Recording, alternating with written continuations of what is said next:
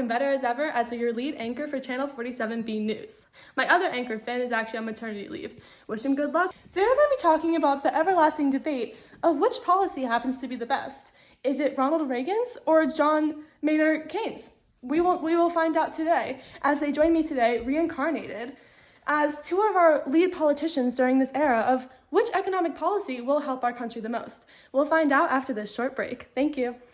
Introducing Mr. President! Ladies, gentlemen, I'm Ronald Reagan. You might have seen me in a few flicks, or you might know me as the guy who got attacked by a monkey, almost died. But what I'm here to talk about is supply-side economics. The trickle-down policy is far superior. Hi, I'm John Maynard Keynes. I probably would assume you would notice me strumming on these porcelain keys. With my policy of demand-side economics, you'll see the economy flourish like you've never seen before.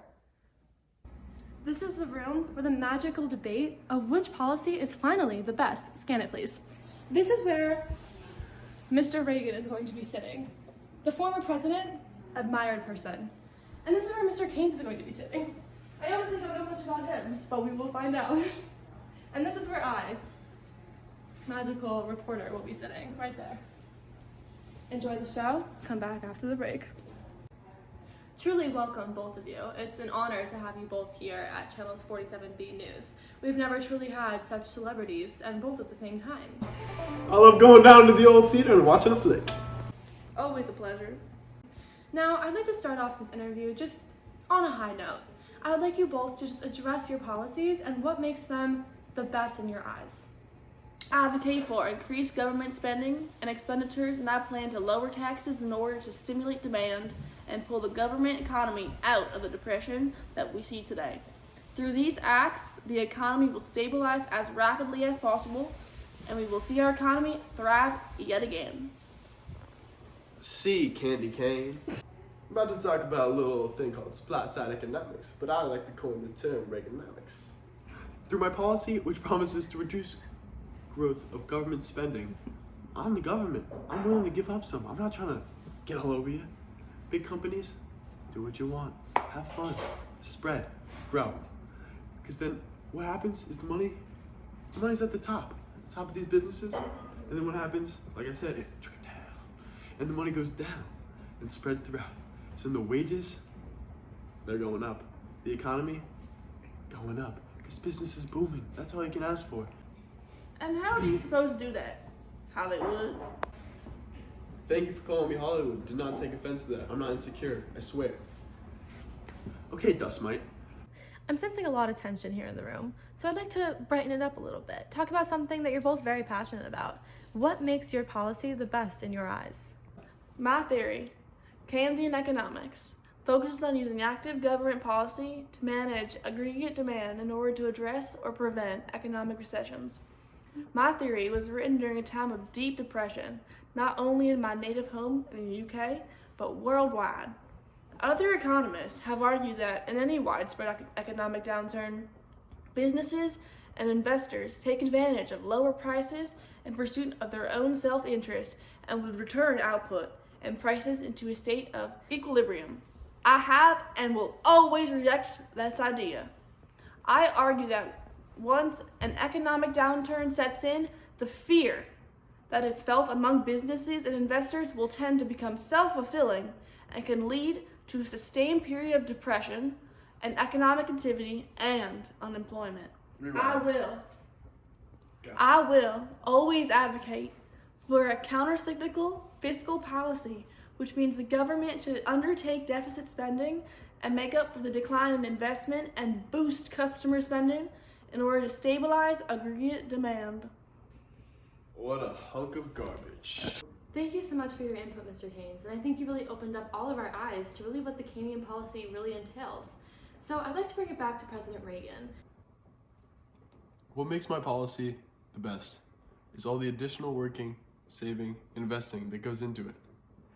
Because it would generate faster economic and job growth. So I'd like to hear what you thought about everything that he was saying, whether you agree that you withhold the exact same things, but just a little greater, or you completely disagree with what Mr. Cairns is saying? To put it to you frankly, I just don't agree at all. I believe in the opposite. I believe in trickle down, less government involvement. Keynes over here loves the government to get their hands on like little creeps. Basically, during my administration, real GDP growth was averaged at 3.5% compared to years before where it was only 2.9%. I make things happen, clearly.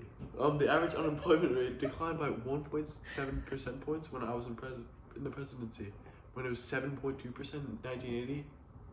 Imagine. Thank you to the both of you for being really open and passionate about both of your policies. But there's one thing that I really think our viewers and myself would like to know. So I know you talk about all of the amazing things that your policy entails, but I'd like to know, what are some of the costs? What will America lose from your policy? I would say the price of Keynesian economics is that it calls for government restraint in a rapidly growing economy. I can admit that it prevents the increase in demand that spurs inflation. It also forces the government to cut deficits and save for the next cycle in the economy. But Keynesian economics leads to more or improved infrastructure and a rise in employment. Yeah, sure, whatever he said. But oh yeah, back to me. So basically, Reaganomics, the cons is that the money doesn't go directly to the middle and lower class. It first goes through the upper class, as we need business to boom in order for the rest of the economy to succeed. That's the whole point of Reaganomics. That's the benefits. While Reagan's benefits sound positive, unfortunately, the effects of this is that investment and income growth followed traditional cycles, and the tax cuts resulted in budget deficits that turned the U.S. from the largest creditor country in the world to one that has immense debt. Rather than spurring unprecedented growth, the tax cuts resulted in the creation of staggering deficits, which have been a drag on the economy. The growth Reagan took credit for was actually just the growth you would expect to see coming out of any recession. With all that being said, I think it's clear who the winner is. Demand-side economics truly enhances our economy to the best potential it can be. I respect you a great deal. Not, you're so terrible. You're so old. Look, she's like, with the right. I don't know what I want that.